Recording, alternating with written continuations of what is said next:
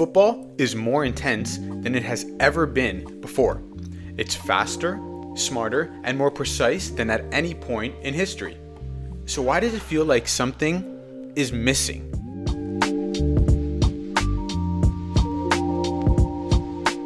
There was a time when football felt unpredictable. Not just competitive, but chaotic in the best way possible. Matches weren't just decided by structure or efficiency, but by moments that nobody could see coming. A player would pick up the ball, try something outrageous, and somehow it would work. Those moments didn't feel calculated, they felt alive in some way. But today, the game has evolved. Players are fitter, tactics are more advanced, and teams are more organized than ever before. And on paper, football should be better than it has ever been. And in many ways, it is. But if you watch closely, something has changed. Not the quality, nor the intensity, but the feeling, the emotion, and that unpredictability that made the game special. This is not about nostalgia, and it's not about saying that football was better in the past. It's about understanding why the modern game, despite all of its improvements, can sometimes feel less magical. Because slowly, over time, the magic has not only disappeared, but it has been engineered out of the game. Football used to belong to the players who were willing to take risks. Players who didn't just follow the game, but tried to bend it at their will.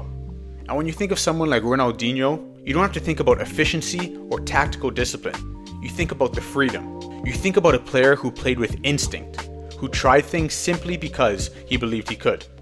The kind of player still exists today, but the environment around them has changed completely. From a young age, players are now coached to prioritize control over creativity. They are taught to keep possession and to make the safe decision and to avoid unnecessary risk. Losing the ball is no longer just part of the game, it's seen as a failure. As a result, players take fewer chances. They dribble less, attempt fewer unpredictable passes, and rely more on structure than instinct. You can see this clearly in the evolution of players like Jack Grealish. Earlier in his career, he was known for constantly taking on defenders and playing with some sort of sense of freedom. But after moving to a more structured system at Man City, his role changed. He became more disciplined, more controlled, and far less unpredictable. He did not lose the ability, he just adapted to what the system required. And that is the key difference. Modern football does not remove the talent, it just reshapes it into something more predictable. The rise of tactical systems has completely changed how football is played, and no one has influenced this shift more than Pep Guardiola. His philosophy is built on control. Control of possession, space, and control of every phase of the game. His teams are designed to eliminate chaos and replace it with structure. This approach has been incredibly successful, and it has defined modern football at the highest level. But it has also changed the role of the individual player. Creativity still exists, but it exists within limits. Players are given specific zones, responsibilities, and instructions on when to take those risks. This makes teams much more consistent, but it also makes matches more predictable. The unexpected moments that once defined the game are now less frequent, not because players are less capable, but because the system doesn't allow for that much freedom. Football has become more efficient, but in that process has become less spontaneous. Another major shift in the sport has nothing to do with tactics or the players. It's a transformation of the sport into a global business. Clubs are no longer just teams representing their cities. They're global brands with massive financial stakes. Every decision, from transfers to tactics, is influenced by risk management. When millions, in some cases billions, are involved, unpredictability becomes a problem. And clubs do not want chaos, they want consistency. Teams like Man City and PSG are built to win, but they're also built to maintain value and protect their investments. This affects how the game is played, as managers are less likely to take those risks and players are less likely to deviate from instructions, and clubs prioritize stability over excitement. The result is a version of football that is highly optimized but also highly controlled. And when everything is controlled, the moments that feel truly magical become harder to find.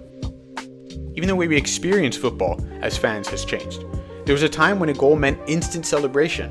The ball hit the back of the net and within a second, the stadium erupted. Now, there's hesitation, as a goal is scored, but instead of pure celebration, there's a pause.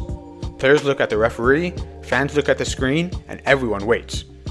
The introduction of VAR has improved accuracy in decision making, but it has also changed the emotional rhythm of the game. In competitions like the Premier League, goals are regularly reviewed, sometimes overturned, and often delayed. Even when the decision is correct, the feeling is different. There's also a simpler reason why football can feel less special today. There's just too much of it. More competitions, more matches, and more tournaments have filled the calendar. Even events like the FIFA World Cup are expanding, adding more games and more teams. On the surface, this seems like a massive positive. More football should mean more excitement, but in reality, it has the opposite effect. When matches are constant, they lose their sense of occasion. Big games no longer feel rare, and without that rarity, they lose some of their emotional weight. Players are often affected as well. With so many matches, fatigue becomes a huge factor, and overall intensity of performances can drop. When everything is important, then nothing truly stands out. But despite all of this, the magic has not disappeared completely. It still exists in players who are willing to break that pattern. Young talents like Lamine Yamal, Ryan Cherki, Kenan Yildiz, and Michael Olise play with a level of freedom that feels different. They take risks, they try new things that don't always make sense, but in doing so, they bring back something that feels rare in the modern game. They remind us all that football is not just about systems or efficiency, it's about expression. Football has not lost all of its quality, and it hasn't lost all of its talent, but in the pursuit of perfection, it has sacrificed some of its unpredictability. And unpredictability is where magic lives. The question is not whether football is still great, the question is whether it's still as magical as it once was.